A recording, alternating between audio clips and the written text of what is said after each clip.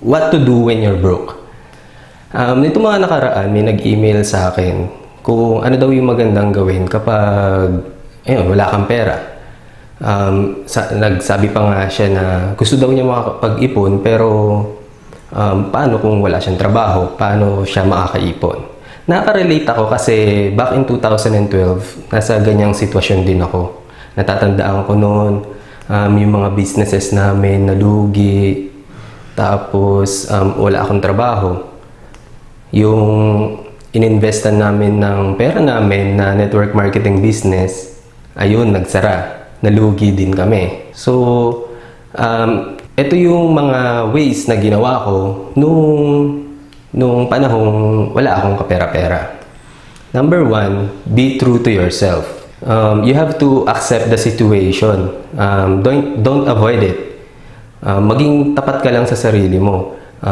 Broke ka ngayon, wala kang pera, okay lang yun. Accept. Kasi dun magsisimula yung naharapin mo kung ano yung meron ka. Don't pretend. Huwag kang magkunwari. Wala ka ng pera, magkukunwari ka pa. So, halimbawa, nagkita kayo ng mga friends mo, tapos kumain kayo sa labas. Huwag kang magkunwari na may ilalabas ka. Be real. Maging totoo ka lang sa sarili mo. Face the reality. Stop playing the blame game. Ito, importante to. Hindi kasalanan ng presidente, hindi kasalanan ng magulang mo, hindi kasalanan ng wife mo or husband mo yung nangyayari sa'yo. Ikaw lang yung may kasalanan. Ikaw lang yung responsable sa mga nangyayari sa'yo. Next, do something about it. Immediately. Figure out why you don't have money. Alamin mo kung bakit wala kang pera. Kasi since sinarap mo na rin lang naman, alamin mo na kung bakit para magagawa mo ng paraan. Do a budget. Ilista mo kung anong mga dapat na ginagastos mo. Tignan mo kung ano ba yung mga pinagkakagastosan mo at kung ano yung mga pwede mong tanggalin naman. List every expense and itemize everything. Ito, pinayo ko to dun sa isang nag-email sa akin. Sabi ko, ilista mo lang kung ano yung mga ginagastos mo lagi. Tapos makikita mo dyan kung ano yung mga hindi dapat kailangan. Yun, eliminate unnecessary expenses and determine what can you live without. Ayun yung sinasabi ko. Tanggalin kung ano yung hindi mga masyadong kailangan. Halimbawa, nag-subscribe ka sa Spotify or madalas nag-Uber ka or minsan pag kumakain ka may extra rice pa or extra fries or extra whatever. Tanggalin mo kung ano yung hindi pwede naman na wala. So tandaan mo, broke ka ngayon, wala kang pera, kaya kailangan mong gawin talaga to. Isa pa, live below your means. Kung dati gumagastos ka ng pera na sobra-sobra ngayon, kung ano yung perang nandyan, yun lang yung gastusin mo, diba? Sunod, ask for help. I don't want to sound preachy, pero ito talaga yung ginawa ko dati. Since lugmok ka na, wala kang magagawa kung di mag-pray kay Lord, di ba? Sabi kasi sa Bible, seek first the kingdom of God and His righteousness, and all of these things will be added unto you. So yun yung ginawa ko dati. Ikaw, nasa sayo kung gusto mo bang gawin or hindi. Basta, ang may papayo ko lang, be open. Next, swallow your pride.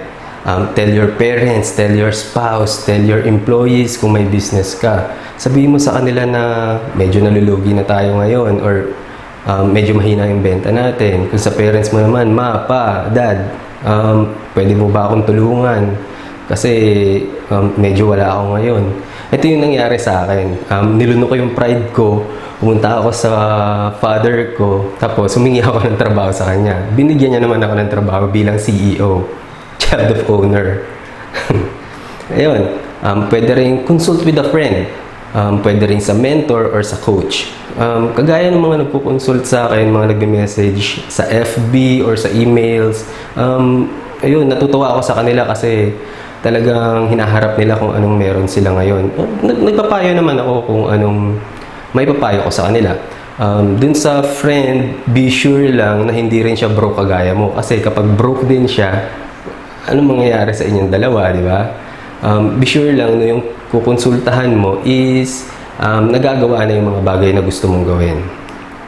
Isa pang maganda is read books. Naalala ko nung time na walang-wala ako, ang kaya ko lang bilhin na libro is yung 50 pesos na book. Book siya ni R.D. Roberto, yung Ang Pera na Hindi Bitin. Yun, pag nakita niyo yun. Ngayon, 75 na siya, second edition na ng book. Tandaan mo, only you can solve your problem. Hindi ka matutulungan ng gobyerno, hindi mo dapat iasa yan sa parents mo or sa asawa mo. Ikaw lang yung makakasolve ng problema mo. Another tip, change strategy.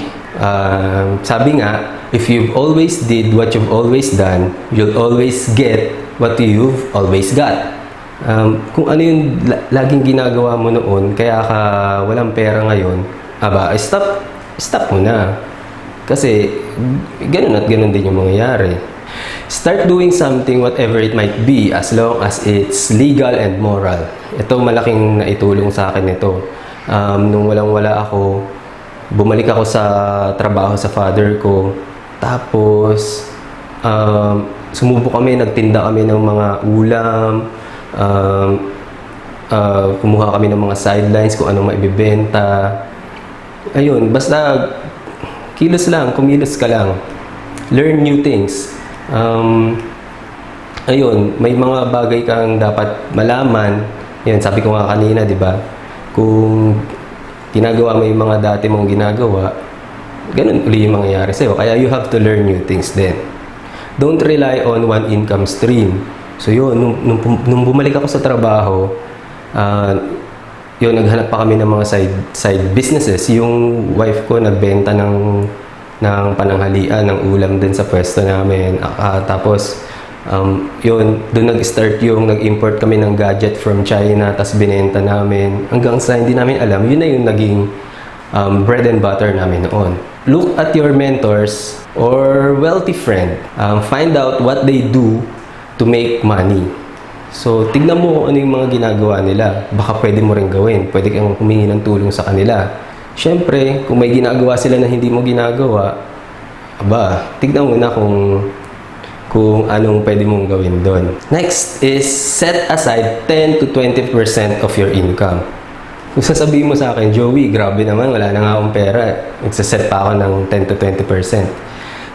Sinasabi ko sa iyo, kung hindi mo to gagawin ng maliit lang yung income mo, hindi mo rin to gagawin ng sobrang laki na ng income mo. Kaya dun sa money challenge na ginagawa namin ngayon, sabi ko sa kanila, hindi importante kung magkano yung iniipon mo. Ang importante, nagsisave ka everyday. Ginagawa mo hanggang sa ma-practice mo yung habit. Pay yourself first. So, kapag kumikita ka na, nakahanap ka na ng trabaho, bayaran mo yung sarili mo una. Huwag mong unahin yung mga bills, yung mga kinakautangan mo, yung mga kung ano pang gusto mong gawin. Pay yourself first kasi ikaw yung naghihirap dyan. Bayaran mo muna yung sarili mo ng yun, 10 to 20% of your income. Tapos, live simply. Kung dati magastos ka ngayon, try to live a simple life. Kung ano lang yung nandyan, yan muna. Diba? Kasi, ayun, wala ka pa hindi ka pa umaangat ulit. Kaya live simply. Save money for the rainy days. So, kapag nag-save ka ng 10 to 20% of your income, yung ibang mga part doon, 1%, 2%, i-save mo for the rainy days. Ibig sabihin, kapag nagka-emergency, at least may madudukot ka agad. Hindi yung pagka nagka-emergency, mangungutang ka, tapos babayaran mo na may interest. Mas magandang may rainy day fund ka or emergency fund, sabi ng iba. So, yun. Ito ulit. Do a side business. So, bukod dun sa trabaho mo, do a side hustle. Diba? Uso ngayon yung word na hustle. Ibig sabihin lang nun, huwag kang makontento muna dun sa income mo. Kumanap ka ng side business. Nakaka-relate ako kasi ito yung ginawa namin. Nag-import kami ng gadget from China kasi magagamit namin siya dun sa isang side business namin.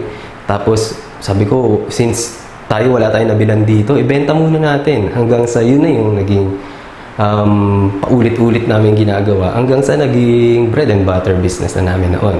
So, isa pa, invest your money for future growth.